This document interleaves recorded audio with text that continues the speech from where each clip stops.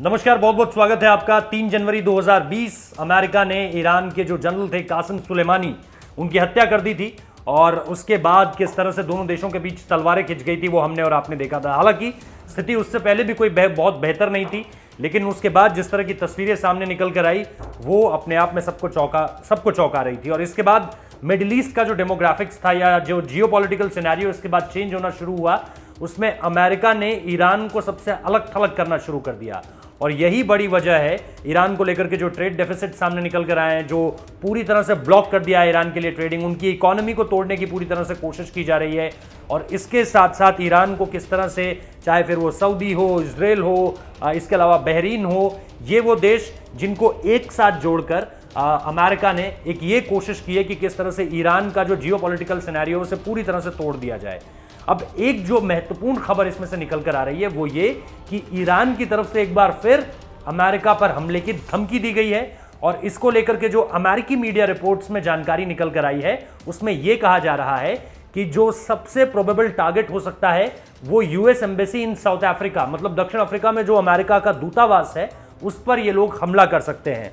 अब ये जो धमकी निकलकर सामने आई है वो रजा फलाजादे यानी जो ईरानी सैन्य अधिकारी है उन्होंने ये धमकी दी है। और इससे पहले आपको याद होगा कि किस तरह से ऐसी धमकियां पहले भी आ चुकी हैं, जिसको लेकर के कासिम सुलेमानी की हत्या के बाद लगातार ईरान की तरफ से ये कहा गया है कि इसका बदला लिया जाएगा। अमेरिका ये भूले ना, और इसीलिए अमेरिका भी हर तरह से, चाहे आप नीचे डियागो गार्सिया में देख लें जो हिंद महासागर में एक लैंड है, पोर्टलैंड है, जहां पर उन्होंने अपने B-2 बॉम्बर्स तैनात कर रखे हैं कि अगर ईरान की तरफ से किसी भी तरह की कोई स्थिति बिगड़ती हुई नजर आती है तो फिर हमला करने के लिए अमेरिका तैयार रहे।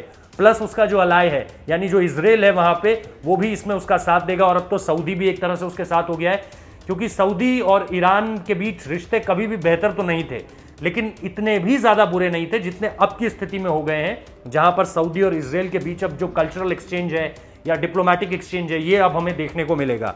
तो ये सारी की सारी चीज़ें एक इंपॉर्टेंट एस्पेक्ट है अगर आप मिडिल ईस्ट की इस वक्त की राजनीति को देखें।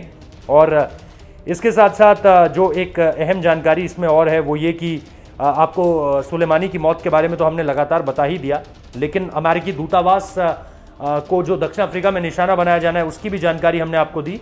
लेकिन इसके अलावा जो अयातुल्लाह अली खमनेई, उन्होंने जो इससे पहले वो भी ये कह चुके हैं कि अमेरिका इस भूल में ना रहे कि हम बदला नहीं लेंगे, हम बदला ज़रूर लेंगे।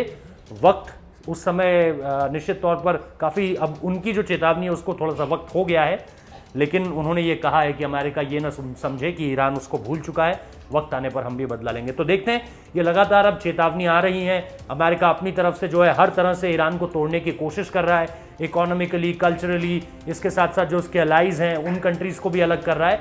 और इस दौरान चाइना ने जो है वो ईरान का साथ देना शुरू कर दिया है। ये बहुत आसानी से समझा जा सकता है, क्योंकि चाइना हर उस देश का जो है वो दोस्त बनेगा जो अमेरिका का दुश्मन है।